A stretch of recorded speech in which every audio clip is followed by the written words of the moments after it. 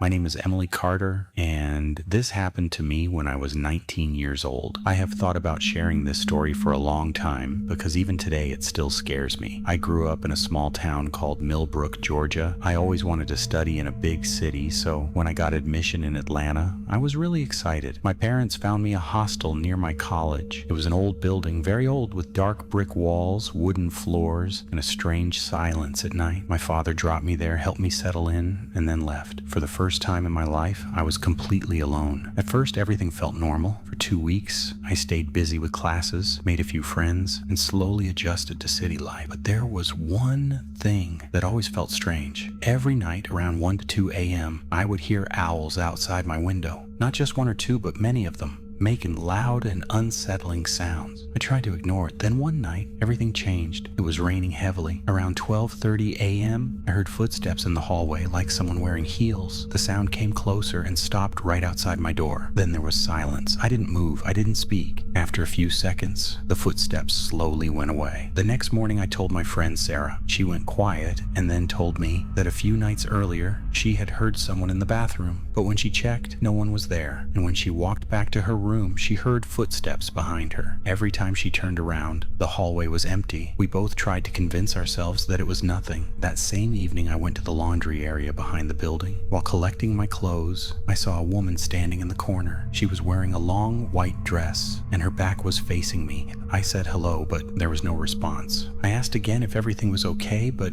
she didn't move or react at all. I turned away for just a second, and when I looked back, she was gone. That place had only one exit, and I was standing right in front of it. That night, I couldn't sleep properly. A few days later, around 1:30 a.m., I heard the owls again, but this time they were louder. One of them was sitting right outside my window staring at me. Then the footsteps returned, slow and steady, coming closer, stopping at my door. This time, there was a knock, 2 soft knocks. I asked who it was, but there was no answer. Then I heard a voice say, "Emily." It sounded exactly like my friend Sarah. For a moment, I felt relieved, and I opened the door. The hallway was empty, completely empty. But then, at the far end of the hallway, I saw her, the same woman in the white dress, standing still, facing me, watching me. I quickly closed the door and locked it. The next morning, I spoke to an older woman who worked in the kitchen. Mrs. Agnes. I told her everything. She listened quietly without interrupting. Then she warned me never to open my door at night unless I was sure who was there. Her hands were slightly shaking. That day, Sarah and I explored a closed part of the building. We found old burned rooms, broken doors, and black walls. Inside one of those rooms, I saw her again, standing in the corner watching me. We ran out immediately. Later, we met 2 girls who used to live there. They told us the truth. Years ago, a girl had died in that building. Some said it was an accident, while others said she wasn't normal before she died. She used to scream and walk outside at night. After her death, strange things began to happen. After that, everything got worse. Every night, I heard footsteps outside my door. Sometimes I heard someone crying in the hallway. Sometimes I felt like something was standing right next to my bed watching me. Then one night, I had a dream. In the dream, I was lying in my room when the door slowly opened by itself. The woman walked in. This time, I saw her face clearly. It was full of anger, pain, and something very dark. She looked at me and said, "This room is mine. Leave, or I will do the same to you." She came closer, and suddenly I woke up. My bag near the door was moving slightly, and outside, the footsteps were still there. That weekend, I went home and told my parents everything. My father listened quietly, then took me back to Atlanta and got me out of that hostel the same day. I never went back. Years later, I searched that building online. There was a record that a girl had died there on the 2nd floor. That was my floor. I don't know what she was or what she wanted, but I know one thing. Some places don't let go.